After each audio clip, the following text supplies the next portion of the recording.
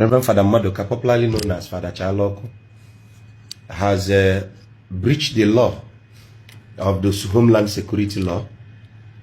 And we, the Ordinana adherents, we want the governor to arraign him so that he will face the jail term. After watching this particular video, please, I want you to share your thoughts in the comment section, because I don't know what is actually happening right now in Biafra land, especially in Anambra. This native doctor that people are seeing on my screen, I hope that you people know him well, has finally come out to drag a reverend father in Anambra State. So just take one of your time and listen to him and see what he's saying that they want the governor of Anambra State to do to him. So if you like what I'm doing, do well to watch this video to the end so that you understand what is actually happening, because a lot is happening, possibly in the 20 Igbo million land naira fine entirely. Or anything. So I will not take much of your time, but watch this video and also do well to share and also comment so that other people can be able to benefit from it. Please, my fellow Biafrans, we need to stop all this. We all are one. Thank you. As a matter of urgency, and the urgency is because of the news we've been circulating today. And which news is that? Our dear brother, Reverend Father Chaloko, Reverend Father Madoka, popularly known as Father Chaloko, has breached the law of the Homeland Security Law. And we, the Ordinana adherents, we want the governor to arraign him so that he will face the jail term and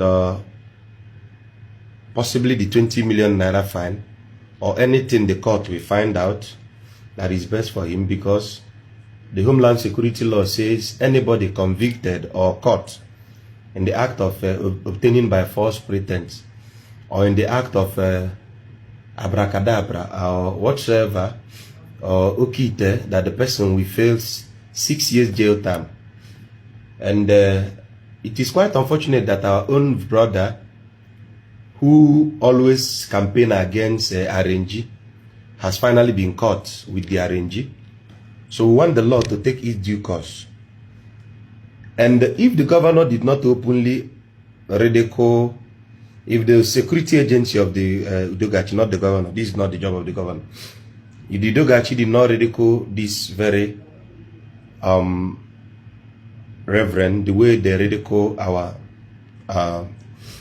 counterparts,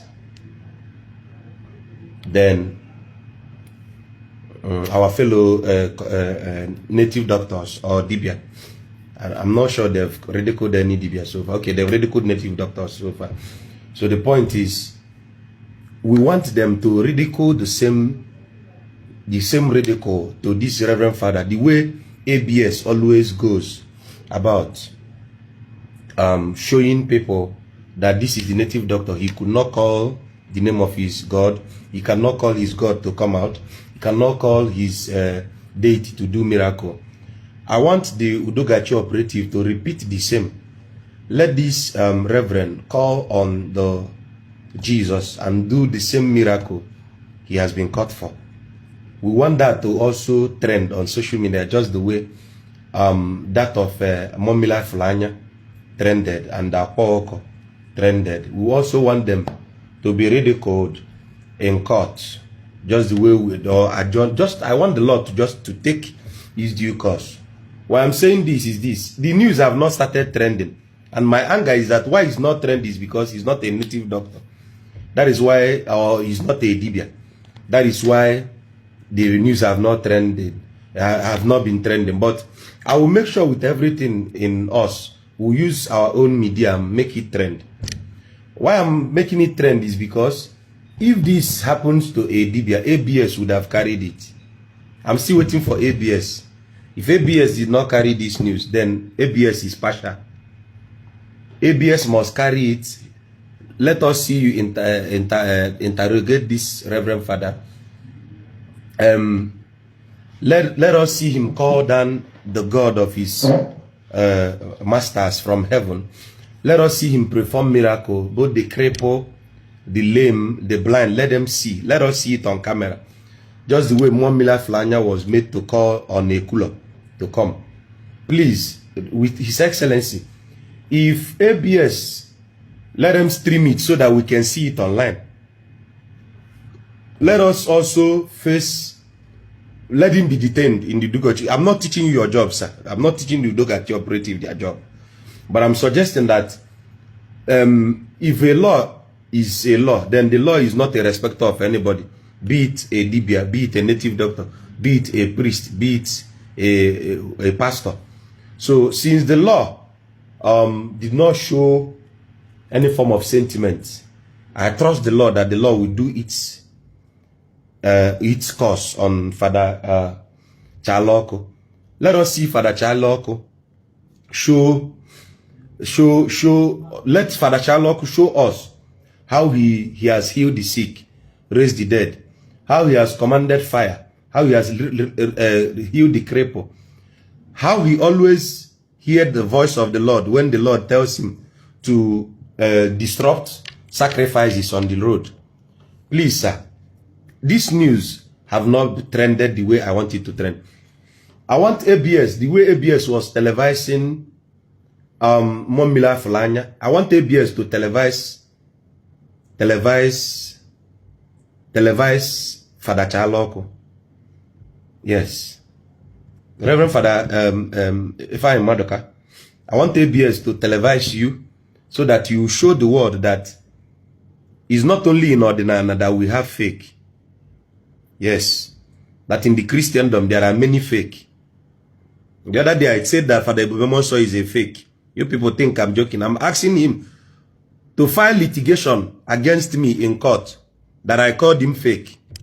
He's saying silent is golden. I want him to file defamation of character. He said silent is golden. I'm saying it again. Father Ibubemonso is fake. Please file defamation against me. Don't keep silent. Yes. If you don't file litigation, you're not man enough. File litigation, file defamation of character. But let me remind you what I defamed you about. I defamed you that you are not a prophet, that you see nothing with your eyes.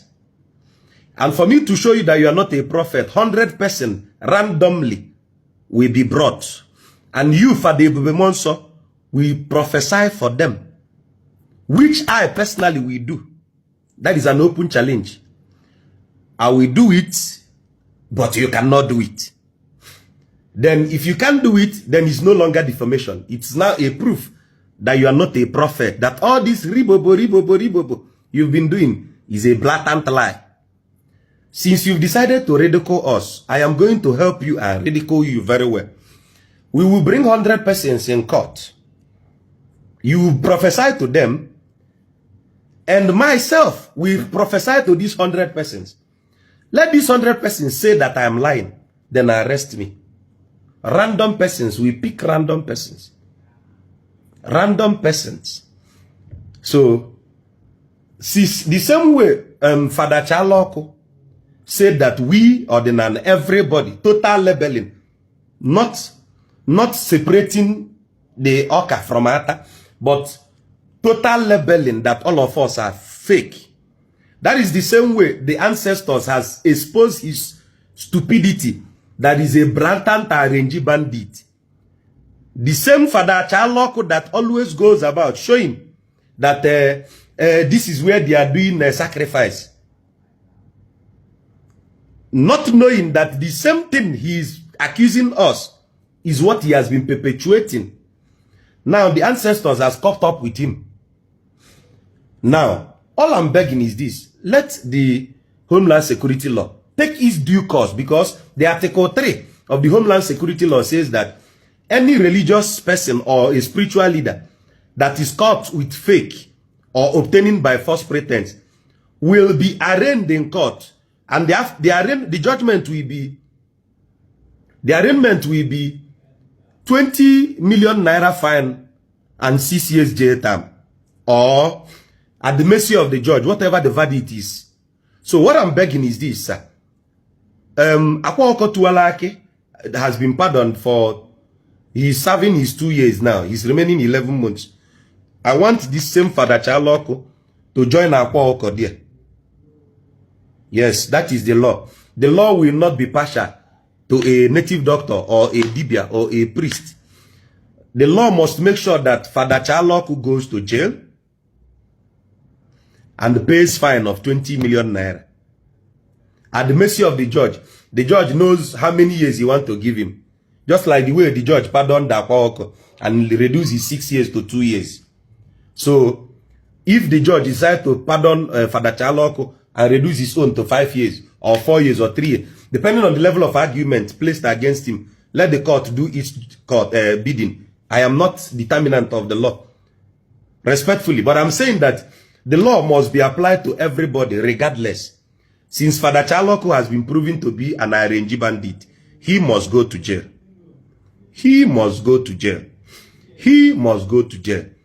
And since Father Bubem also said that we, the ordinary, all of us are worshipping, that everything that he alleged that the Okite, he, a reverend father, alleging that what he has in his hand is Okite, is an error. It takes a dibia to know what is Okite and not an Okite. Since Father Bubem also knows what is Okite, we don't get to question Father Bubem also. Because Father Bubem also knows what is Okite. That means Father Bubemonso is doing Okite. For him to be able to determine what is Okite, he knows what is Okite. And I personally, on my personal time, is telling Father Bubemonso that since you defamed ordinary practitioners, I, Mazidibia, says that you are not a prophet. Nothing goes in your eyes. You see nothing. You are a blatant RNG bandit. If you say I'm lying, file defamation of character against me. My office is in Oka. File defamation of character. Let us bring 100 persons in court. You prophesy for them and I go to jail. But if you can't prophesy to them and I prophesy for them concurrently without error, you will face it. So defamation is when I say you are this and you are, I can't prove it. That is defamation. But when I say you are this and you can't prove it and I prove it, it is not defamation, it is fact. So he who alleges should prove. So if you say I'm alleging, please come and prove it. So for the Bembanso, if you like, keep on saying silent is the best answer for a fool. No problem. I am the fool, no problem. But please, be honorable enough to show the world that you are not an RNG bandit. Come and prophesy to the people. Ribobo, ribobo, ribobo. Do it in court. 100 people at random. In the Bible, we are told of the story of Elijah and the prophet of Baal. I am the prophet of Baal, calling you Elijah. And Elijah, you are keeping silent. Shame unto you, Elijah. So summon courage and come. File litigation, file defamation of character against me. That my let me say it, let it be on record. I said, Father Bubemonso, you are not a prophet. Nothing goes in your eyes. And if you say I'm lying, let us state a 100% challenge. You come and prophesy. And I said, I am a prophet. I am a diviner. I can prove to you that this 100%, I will tell them concurrently their ailment, their problem. So the thing is this. Why I'm saying this clear is this. I don't want you to say this. I'm trying to give you the line of what you will file litigation against me. Defamation. So it will be easier for you. Defamation that I said you are not a prophet. That you are an RNG bandit. Just the way they caught up with Father Chaloko, the same way they will cut up with you in due time. So for the Bemoso, if you say you are not an RNG bandit, I challenge you to court to come and prove to the whole world. 100 persons at random, you prophesy. And if you can prophesy, then let me face the law. But if you can't prophesy, shame to you. It's as simple as that. I said I am a diviner. I am a dibia. I am a dibia. And I can tell you without apology, if you come to my house, you don't need to tell me any story of what transpired in your life. Are you listening? You don't need to tell me anything that has transpired in your life. You just need to hold my hand. Just look at me. Just sit down. And I'll tell you your problem. This is why I said that I am boldly telling you, if you can do this, simple. Are you listening, sir? So, sir, if you say it's defamation of character, send your lawyer my way. But you prove it in court. This one don't have to do with a lawyer. This one have to do with a prophet versus a prophet. Biaka inene. Biaka inene. So one is that I am still saying what I told you earlier. If you like, you respond though. If you like, you don't respond though. I will keep on telling you this until you prove it in court. Because the Homeland Security law is trying to checkmate who is fake and who is real. So if you say I defamed you, that you are an anointed prophet of the Most High, that this nonchalant boy defamed you, sir, come and prove it in court. 100% at random. This one not be the person where you know before. 100% at random. We do it. I think this is the right time for you to set the record straight. Because whomever looked at Father Charlock when he was ridiculing the traditional practitioner would think that Father Charlock is so real.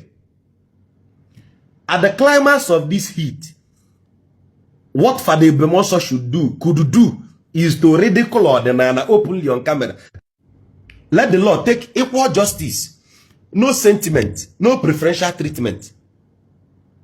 Let the law take equal justice.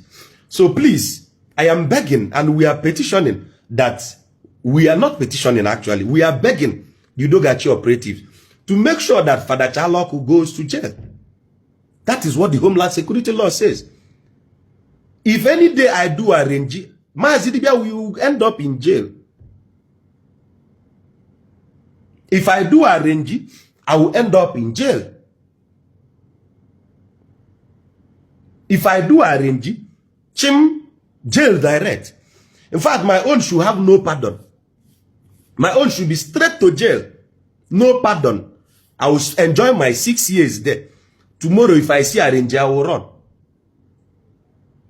So let the law take its full course on whomsoever. Since we've been begging, let us analyze this law. And we said, no, the law is sacrosanct. Okay, let's work with this law. The law should remember Father Charlock. And if this law failed to remember Father Charlock, that means every other person that has been held with respect to this law should be discharged and acquitted. Are you getting my point?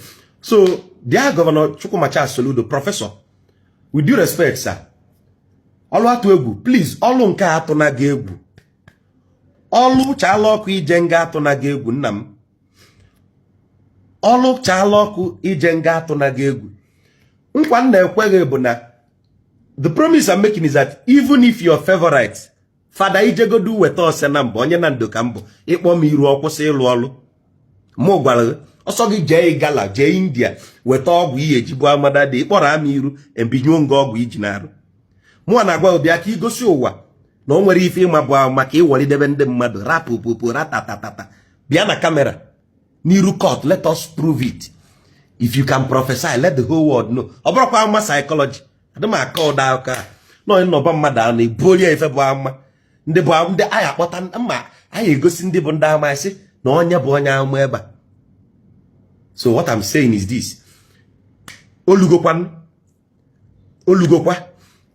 Olugokwa, please, Father Charlock, ebe ọ bụ na ị nọ, jiri aka gọ ka mma na iji aka gị submit elu onwe gị ndị Udogachi ka array n'oge in court ka ije nga. That is what the law said. O ife law kwu mmere arrange njiri aka m bịa submit elu onwe m n'aka Udogachi. Office m dịkwu nso ebe a fakpụrụ m nje nga iwota. So what I'm saying is this. I want you people to see the way this thing is. ABS, he post to Wanka. ABS, you've not posted this since. Why? Maka na oburo onye ordinana. Anambra Broadcasting Service, you've not posted this one. Why? Unfair treatment, unequal dispensation. Post this one. Post this one. Let us see you interrogating Father Charlock. Father Charlock, eziokwu ni email arrange, eziokwu ni ibu pulpit bandit, eziokwu ni ibu onyori, eziokwu ni ibe aka ị na-eme, ni na awole ndị mmadụ obtaining by false pretense. I document ya I nene kwa etu I si nene mmụọ mmiri afụrụ anya akwa ọkụ tuwala akị eke hit etu aka isi nene chọ ya so that I man neme equal dispensation of judgment. I told you people ofu aka lọta mmanụ ohe elu onye ọbụla mbọsị ọbụla mụ ọbụla maazị dibịa mbọsị unu ya aṅụdo m na mụ melarị nji biko ABS make sure unu kwụrụ ụgwọ kwụọ na ụgwọ ka adị nke mgbe anụ adị na my own ka ọ trend kụwa niile ma nọ bandit ka mbụ an arrange bandit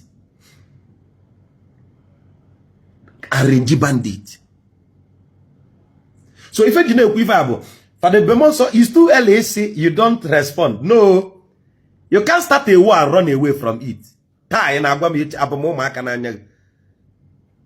You can't start a war and say you can't respond. If you say you are not responding, once you say you are not responding, it means that I could against you. So pick up courage and respond. I have more time for pick up courage and respond. My prophet, be on camera. Let there be panel of judges. 100%. That is what I'm begging. I think I'm too greedy. All I want is let justice take a full turn. So I'm begging you this thing. You hypocrite now comment vain words. I seek no validation from you. Because the truth is simple. If I Ndini na arem go na court for obtaining by false pretense. Bunda ordinana so far. Yes, majority bunda ordinana. Because no kai ba na news kai ma. Etu ejide Fada Chaloku oni di ba na news. Oye wutem na Fada Chaloku agbaro na news. Oge wutem na Fada Chaloku agbaro na news. Ogbaro na news it means that na maybe no allegation can na ebu ya. Fada Chaloku obu na igbaro na news o ya dika na ebo go ebo wa. Iwata. So o igba na news na o ma na oburu ebo wa kan na ebo na eziokwu kan na ekwu maka gị. So ihe na ekwu bibiko inidi ka igbakwa na news.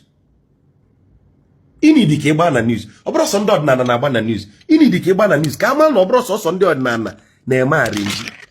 Inidi ka igba na news. Igbara na news obi adị m mma. ABS ebu gị interrogate ego etu esi mecha ndị ọdịnala. Let them ridicule you etu esi ridicule ndị ọdịnala. That does not mean, if I know that does not mean I'm supporting onye melaji ife. No. What I mean is that onye ọbụla na-eme nke na ụdị ụka meaji ife. The same treatment for onye melodia nke na ụdị ọdịnala. Iwata, because etu aka yesi wee rochapụta nwa ata na ọka. Ka anyị wọle debe ndị baị, ka anyị lijizi ọdịnala na wọle ndị baị, ka anyị lijizi ụka na wọle ndị baị. Ka ọ bụrụ equal treatment, free and fair. Ka anyị malụ ndị bụ eziokwu. Ndị mekanik ekwezi anyị malụ ndị ala. That is what I'm begging for. Ka ndị mekanik yali ikwezi anyị ka anyị malụ ndị ala. Ka anyị rochapụnụ ndị mekanik. Ka anyị rochapụnụ ndị mekanik. Rochapụ ndị mekanik. Ka ndị mekanik gaa n'iche. Ndị ala gaa iche. By doing that, onye ọbụla na-eje ụka ọ na-eje ụka n'ime mmụọ na eziokwu. Onye ọbụla na-eme ọdịnala ọ na-eme ọdịnala n'ime mmụọ na eziokwu. Maka na ịmakwa na echekibe echeki onwe ndị Fada Chaloku nyeche olive oil na ụdị na ha jee feje na surgery fa it is possible fa nwe olive oil a na fa ya dị mma. You get my point? So Fada Bemonso eche na m akwụsịgo akwụsịbero m mmechie echi mbidokwa mma emegide gị respond ịmụ masị don't respond onye ka ị na-agwa abụmewu eyi ngo ụmụazị n'anya you won't respond ịkpanye machis ọkụ nwụrụ esizi a na ịchọrọ ịkwanyụ you started the fire mgbe ị na-agba ya si ọnụ na kamera ịmahọ you started the fire bịa ka ị prove onwe ibidozi ọgụ si na silent is the best ị na-agwa onye ala eyi ngo ụmụaka n'anya. So maka ndị na-asị m no it and no peace. An Anglican priest is a reverend father. Oh, Iboku Nadano. Go and look it up. An Anglican priest is a reverend father. Just the same way a Catholic priest is called a reverend father. So Fada Chaloku is a reverend father. That is the full denotation of his title. Reverend father. That is the denotation. So what am I trying to say? Open Aguna chamber. Etua. Naike Nemakai. Odogwakam. Etu isi na-ajụ mmụọ mmiri ya kpọtuo Jizọs ị need ịjụ Chaloku ya mekwa ka ndị ngwụlọ enwe ndị ngwụlọ nọcha na n'ọka anyị abịa nwụta kachala ọkụ mee ka ndị ngwụlọ aga ije ịghọta unu ncha niile mere ọdịnala ife anịnịga aja ana Igbo ya ala ata ochu unu ncha. In fact, no matter how careful unu dị henceforth, unu ga-eme mistake. Unu ncha niile ka unu rana wele ọdịnala na trend. No matter how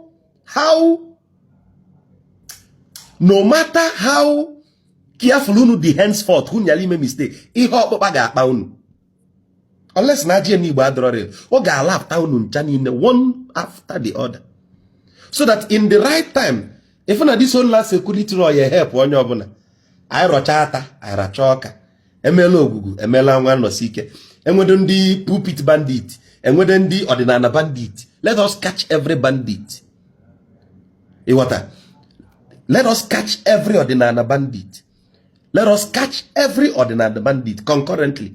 Ejide onye a, ị na-eme ọdịnala, ị na-ezu ori, iji ọdịnala awa sikpụrụ gị kpọchie. Ejide mụnwa sikpụrụ mkpọchie. Etu ejide fada chala ọka ya akpụrụ ya kpọchie. So